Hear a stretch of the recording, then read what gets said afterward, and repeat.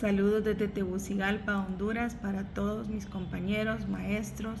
Doy gracias a Dios por pertenecer a este instituto bíblico, poder estar estudiando y llenando mi corazón y mi conocimiento de la palabra de Dios.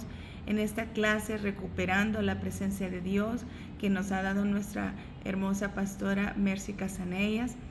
Hemos aprendido muchas cosas y vamos a compartir varios puntos que yo creo que vale la pena resaltarles. Yo me congrego aquí en la filial de Tegucigalpa, Honduras, y mi nombre es Yamile López de Gutiérrez. Que el Señor les bendiga y espero que este tiempo corto que tenemos para compartir sea de edificación los unos para los otros. Algo que me llamó mucho la atención y que creo que es de las cosas que yo quisiera resaltar es en 1 de Samuel capítulo 4, vemos cómo el pueblo de Israel estaba siendo desviado en sus corazones, arrastrado, ¿verdad?, hacia el pecado, desviado de la ley, apartado del Señor. Y tenemos al hombre de Dios siempre presente.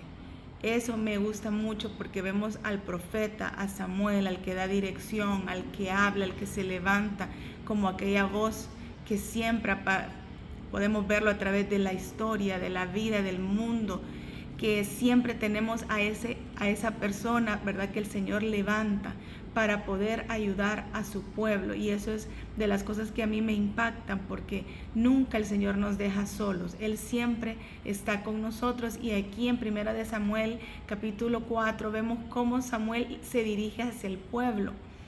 Pero el pueblo no se registra el mensaje de Samuel. Cuando la pastora Mercy explicaba esto, me llamó la atención, porque ella decía, no se registra esto porque el pueblo no escuchó el mensaje, no tomó el mensaje que él había dado.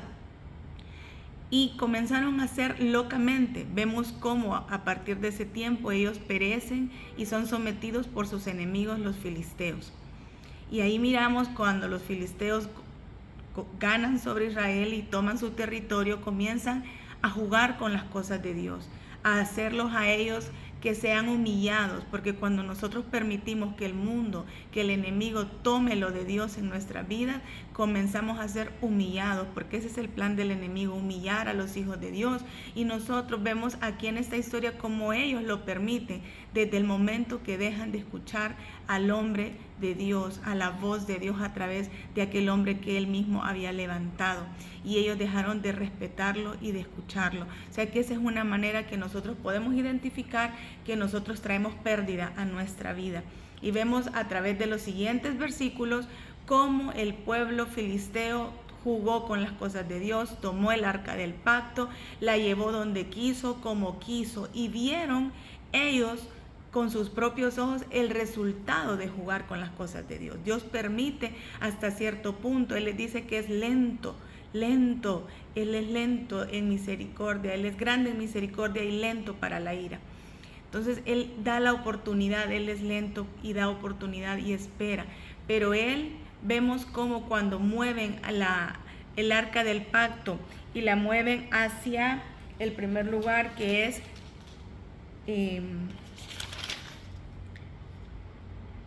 la llevan a Asdod. Asdod y la llevan, se atreven hasta meterla los filisteos al templo de su Dios. Y a mí me encanta esta parte cuando se manifiesta el poder de Dios a través de que al día siguiente que el pueblo llega, ellos ven y la imagen de su Dios, Dagón, está tirada boca abajo frente al arca del pacto. No les bastó, no fueron sensibles, sino que todavía al día siguiente no solo estaba caída porque la levantaron, ¿verdad?, pero al día siguiente estaba igual de la misma manera y le agregaron el mal, porque en el umbral estaba la cabeza y las dos manos de ese Dios. La manifestación del poder de Dios, hermanos, siempre estará sobre su pueblo, sobre nosotros, y el mundo lo verá.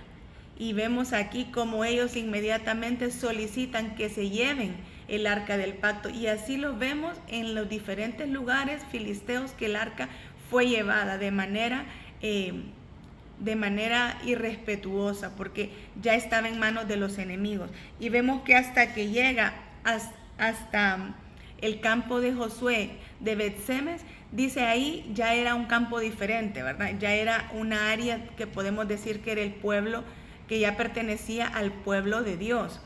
Y sin embargo, ahí también el arca después es trasladada a el último lugar, que es a Kiriat Jearim, que es a la casa del señor Abinadab.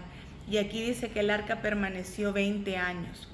El Señor permitió, ¿verdad?, que el arca pudiera estar, porque más vemos como cuando él no quería estar en estos lugares del campo enemigo, él desplegó su poder, él hirió a los pueblos con tumores, dice, con pánico, y los pueblos lo dijeron llévense el arca, pero él permitió permanecer en la casa de Abinadab por 20 años. Y me llamaba la atención por qué el Señor permitió que el arca estuviera en esta casa.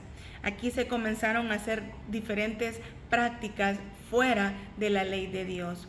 Y aquí viene, entiendo yo, la parte religiosa, la parte que nosotros nos acostumbramos. La pastora Merce hablaba de que ya el arca del pacto aquí en este lugar, después de un tiempo, la gente, los habitantes de aquella casa, el mismo Abinadab miraba el arca del pacto no con el respeto, no con el amor, ¿verdad? Con aquello tan grande que se nos fue enseñado a través de la ley de Moisés en el libro de Levítico, de Números, donde era enseñado donde el valor que se le daba al arca del pacto.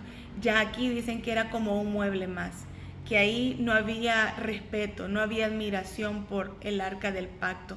Y aquí yo quiero detenerme porque creo que es un punto muy importante para nosotros como cristianos, que nosotros nunca podemos llegar a permitir que en nuestro corazón, en nuestra mente, con nuestras actitudes, nosotros lleguemos a menospreciar lo de Dios. Porque a veces podría ser fácil, podría llegar a ser una línea demasiado frágil, ¿verdad? En sentirme parte del ministerio, parte de mi iglesia, parte de la vida de mis pastores, ¿verdad? Porque somos ovejas. Yo considero que todos los que estamos aquí estudiando, ¿verdad? Nos sentimos ovejas de nuestros pastores. Entonces podríamos en nuestros corazones poder llegar a menospreciar y acostumbrarnos a tenerlo todo, a tener el amor, a tener el consejo, a tener la dirección, a tener la palabra, ¿verdad? La revelación de la palabra de Dios en cada enseñanza, y llegar a menospreciarlo. Y Dios nos guarde de eso, Dios nos guarde de eso. Y ese es el punto que yo quisiera fortalecer en este video, que quiero compartir con ustedes, que nosotros no podemos nunca menospreciar lo de Dios. Siempre a Él es lo más grande, lo más excelso, lo más precioso que nosotros como hijos de Dios tenemos, es tener a Dios, tener nuestra casa y cada cosa que está dentro de nuestros templos, de nuestras iglesias, los hermanos, los instrumentos, todo, la cafetería, todo lo que nosotros tenemos es de amarlo y de cuidarlo. Y así nosotros vamos a cuidar de alguna manera también nuestros corazones, para que la presencia de Dios siempre, siempre esté con nosotros. Y que con cuidado, ¿verdad? Con temor y con temblor nosotros podemos mantenernos en este camino, que es el camino hacia la salvación y hacia la vida eterna, hacia esas moradas que Dios, que el Señor Jesucristo están preparando para nosotros, y que nosotros en nuestros corazones anhelamos estar ahí un día. Que el Señor les bendiga. Un abrazo desde Tegucigalpa, Honduras. Bendiciones.